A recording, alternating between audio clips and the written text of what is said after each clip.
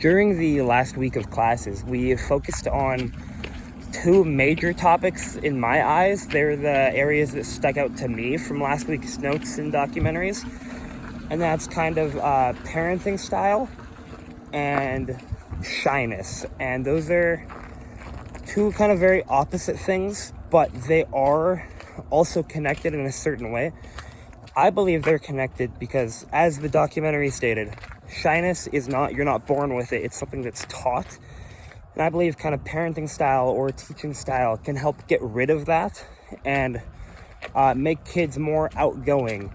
Even if a kid isn't naturally an extrovert, it'll help them become less scared of their environment, which I believe is always a good thing.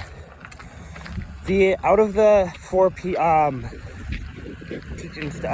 parenting styles that we went over, I believe the one that resonates with me best, how I want to raise children, how I want to teach classrooms, and the same way that I was raised, is, I don't remember the exact name of it right now, but it's the very helpful one. It's, you're very lax, you trust the kids, you're there to support them.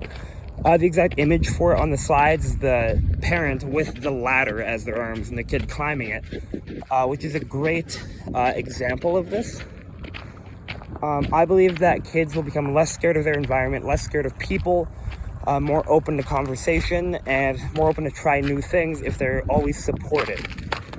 A great example of that is shyness within classrooms. It often shows up in little kids because they believe that there's a reason that everyone else is better than them, which just is not true. Everyone has flaws, everyone makes mistakes, and some kids have trouble seeing that. So to support them, it's a great option to go around the class and say, hey class, what's your biggest fear? So then Sarah, who's really shy, won't see herself as being weird for being scared of heights or spiders. She can realize that even like the cool, really popular kids in class have those exact worries, and that it's a completely normal thing, and that she is just like everyone else in her own unique way. And I really believe that that's one of the huge reasons that being supportive of kids and helping them, lifting them up, is the number one way that people should teach, the way I want to teach. And I personally believe that that's just the way it should be done. Obviously, there are contradicting opinions. That's why there's not one set way to do it. And honestly, I can see how they are effective. The only time I would really switch is if it depends on the kid. If a child is, let's say, your child, it's a more parenting situation. Your child they've got in with kind of a bad group of friends. They're hanging out on, wrong side of town, doing stuff they probably shouldn't be. Well, you still want to be positive. You don't want to shame them. It might be good to be a little stricter, like give a curfew. Like, hey, you can't be out past 8 o'clock or 9 o'clock on a school night, and let's say 11 o'clock on weekends. One of the big reasons I believe that helps is because it kind of restricts their access to all the negative things. And something that I've seen personally done on top of that is you can go out past your curfew if it's for sports. So that kind of helps put them in a more positive environment within the school. Be active, be with a better group of people. And they're always going to go, they're teenagers. They're going to go, oh man, I want to stay out later. I don't want to be home at 8 o'clock. But then let's say the basketball team has practices until 9. And they go, well, I like basketball in gym class. Why don't I try this out?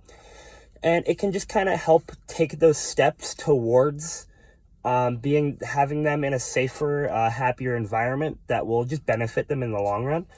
And that's one of the reasons that I can see the use for the other support systems. However, I do still believe that just being supportive and being there for them is the best way to do it. Obviously, there's, they'll get in trouble. They'll do whatever. Everyone does. And it's important to discipline for those moments, but still, even then, you don't want to go, hey, like, you did this wrong, so, like, here's, like, your punishment, and make it sound like a really bad thing. You want to explain to them that there is consequences and that they're not being punished for no reason. So, like, for example, I got in quite a bit of trouble in grade 11, and I sat down with my dad, and we went through it, and he went, okay, you did this, and none of those are good. And he knew that I knew that. But he wasn't angry. He wasn't shouting. He went, okay, so I'm going to give you this, and this to do. And next thing I knew, I picked rocks out of a field for about 15 hours. I got, I think, two breaks to go eat something. And I did that for probably 2 to 3 days. And we understood that we weren't mad at each other. He was still supporting me. It was just a consequence to my actions. And I believe that that's the right way to help raise someone and help them, give them a support to climb on. Because if there is no support, it's hard for them to improve unless they really want to. And sometimes kids won't strive for that. They need the access given to them to have that pathway. But yeah, that's kind of my view on what we learned last week and how the topic of shyness and parenting kind of relates to each other, and my take on what the best way to do it is.